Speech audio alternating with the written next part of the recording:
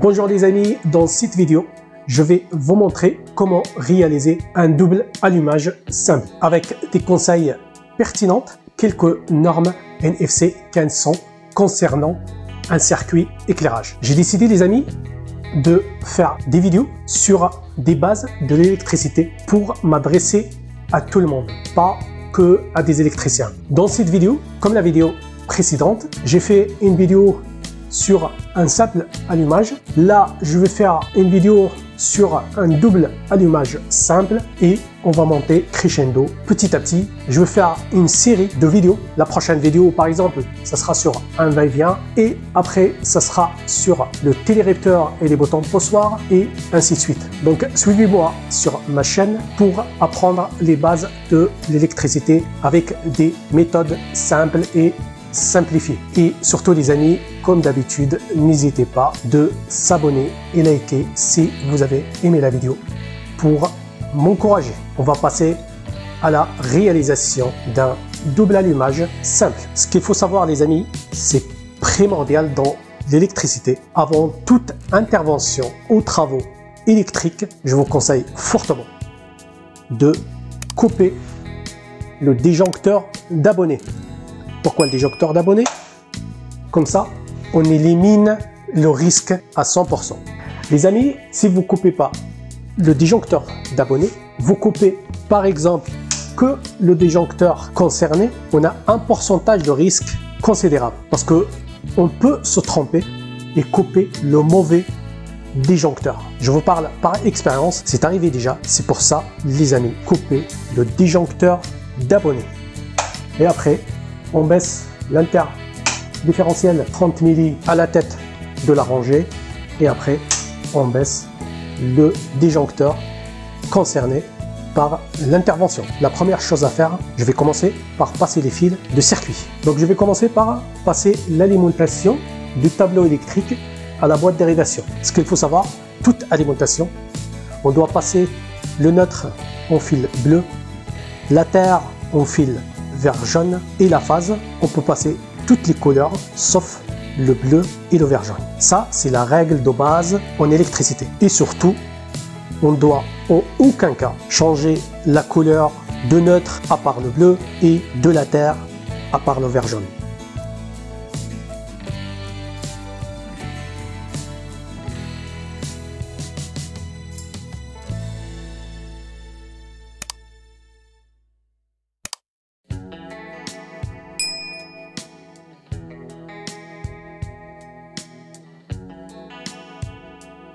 Donc on ramène la terre au bornier de terre.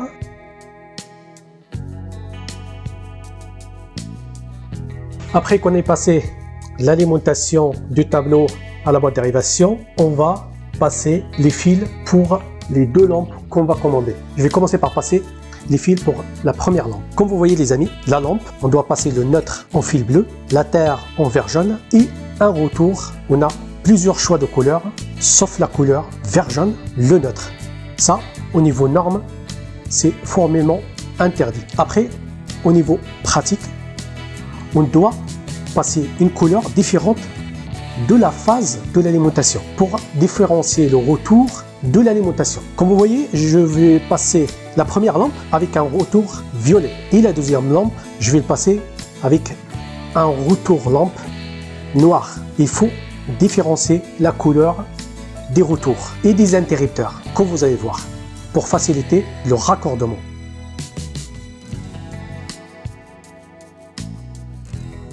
Là, je vais passer les fils pour la deuxième lampe. Donc, comme d'habitude, on doit passer le neutre en fil bleu, la terre en vert jaune et le retour lampe, je l'ai passé en couleur noire. Vous allez voir pourquoi.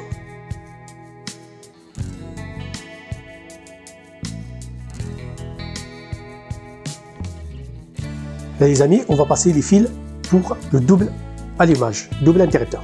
Le double allumage qui va commander les deux lampes séparément. Donc on doit passer la phase, le retour de la première lampe et le retour de la deuxième lampe.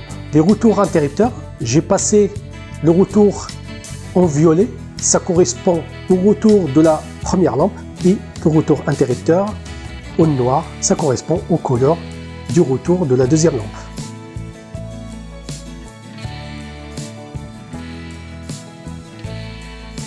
Donc la première chose que je vais faire, en sachant que j'ai baissé le disjoncteur d'abonnés, aucun risque électrique, je vais commencer par brancher l'alimentation du circuit éclairage qu'on a passé dans la boîte de régulation.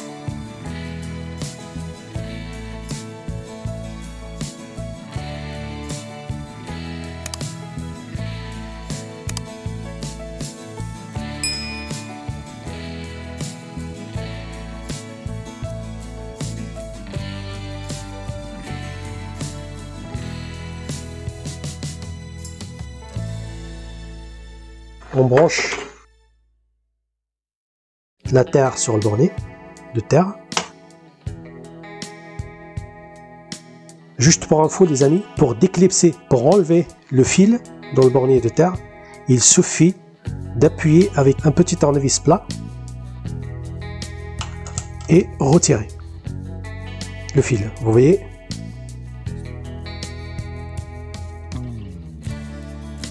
Après qu'on a branché l'alimentation du circuit éclairage, on va raccorder les deux DCL.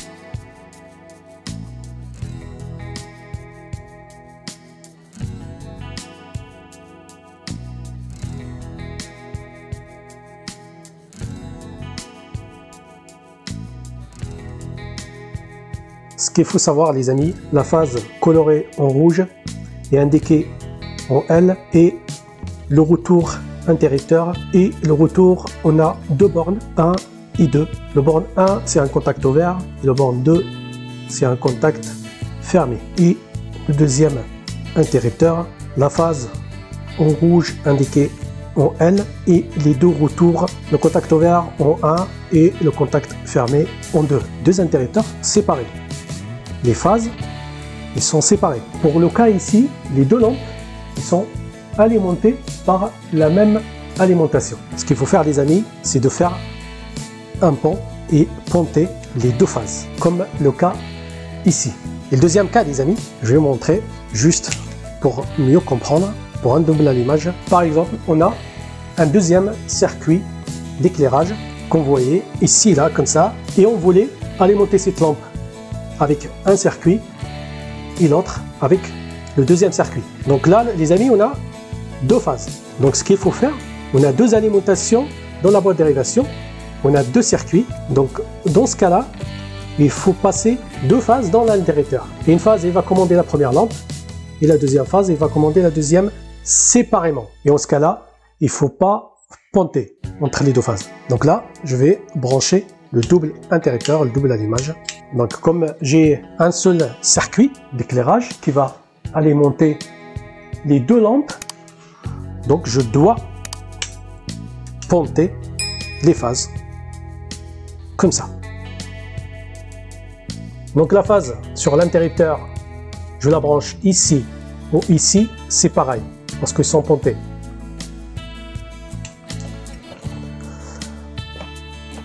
Alors pour le retour les amis, il faut brancher le retour ici en bas sur le contact 2 ou le contact 1 sur le même côté en fait. Si on branche les deux, on branche comme ça. Et si on branche ici en haut, on les branche les deux de même côté. Donc je vais brancher les retours comme ça. Il faut jamais brancher vos retours comme ça. Un en bas et un en haut. Jamais. Pourquoi?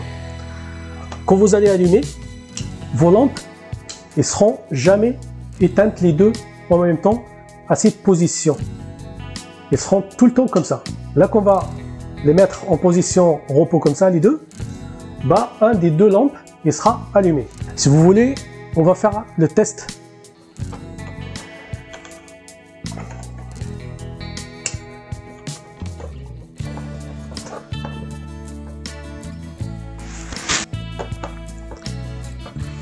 Là, je vais procéder au raccordement de la boîte dérivation.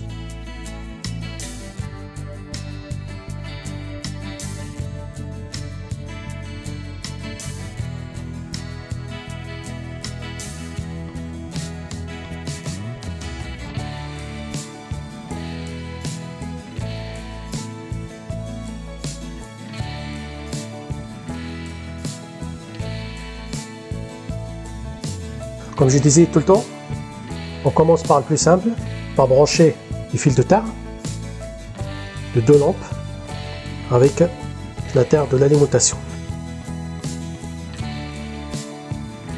On les met au fond de la boîte proprement. Après, le neutre des deux lampes avec le neutre de l'alimentation.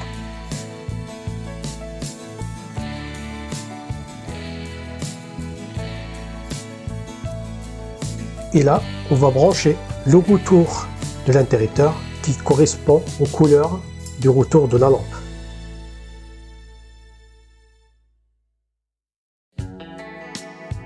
Et on va brancher le deuxième retour interrupteur au retour de la lampe. Vous voyez, c'est la même couleur. Et là, on va brancher la phase de l'alimentation avec la phase de l'interrupteur.